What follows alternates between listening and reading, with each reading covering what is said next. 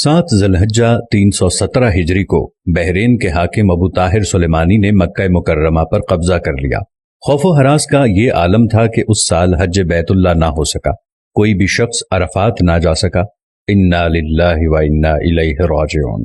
یہ اسلام میں پہلا ایسا موقع تھا کہ حج بیت اللہ نہ ہو سکا۔ اسی ابو طاہر نے حجر اسود کو بیت اللہ سے نکالا اور اپنے ساتھ بحرین لے گیا۔ پھر بنو عباس کے خلیفہ مقتدر نے ابو طاہر سے معاہدہ کر کے فیصلہ کیا اور 3000 دینار دیا اور حجر اسود خانہ کعبہ کو واپس کیا گیا۔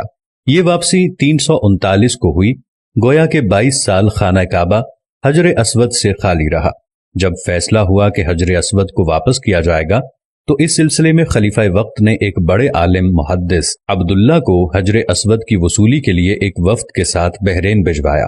یہ واقعہ علامہ سیوطی کی روایت سے اس طرح نقل کیا گیا ہے کہ جب شیخ عبداللہ بحرین پہنچے تو بحرین کے حاکم نے ایک تقریب کا اہتمام کیا اور ان کو بتایا گیا کہ اس تقریب ہی میں حجر اسود کو ان کے حوالے کیا جائے گا۔ اب انہوں نے ایک پتھر جو خوشبودار تھا خوبصورت غلاف سے نکالا گیا کہ یہ حجر اسود ہے، اسے لے جائیں۔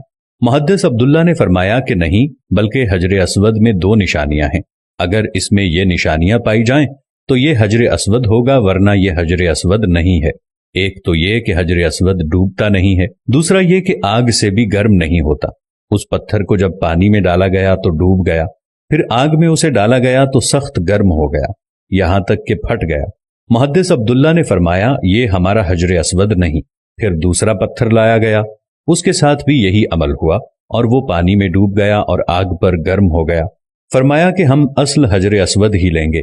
پھر اصل حجر اسود لایا گیا اور آگ میں ڈالا گیا تو ٹھنڈا نکلا، پھر پانی میں ڈالا گیا تو پھول کی طرح پانی میں تیرنے لگا۔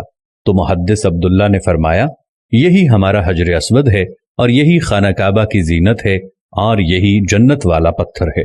اس وقت ابو طاہر نے تعجب کیا اور پوچھا کہ یہ باتیں آپ کو کہاں سے ملی ہیں؟ تو محدث عبداللہ نے فرمایا کہ یہ باتیں ہمیں جناب رسول اللہ صلی اللہ علیہ وسلم سے ملی ہیں کہ حجر اسود پانی میں ڈوبے گا نہیں اور آگ سے گرم نہیں ہوگا، کیونکہ یہ پتھر جنت سے لایا گیا ہے اور اس پتھر کی یہ خاص خصوصیات ہیں کہ نہ ہی یہ پانی میں ڈوبے گا اور نہ ہی یہ آگ سے گرم ہوگا۔ ابو طاہر نے کہا کہ یہ دین روایات سے بڑا مضبوط ہے۔ جب حجر اسود مسلمانوں کو مل گیا تو اسے ایک کمزور اونٹنی کے اوپر لادا گیا، جس نے تیز رفتاری کے ساتھ اسے خانہ کعبہ پہنچایا۔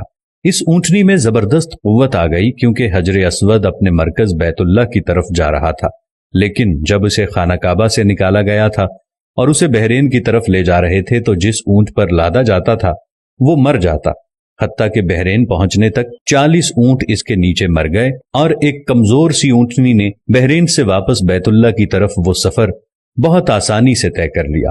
کیا خوبصورت شان ہے میرے اللہ کی، کیا خوبصورت شان ہے میرے نبی کی، اور کیا خوبصورت شان ہے اس حجر اسود کی کہ جو جنت کا پتھر ہے۔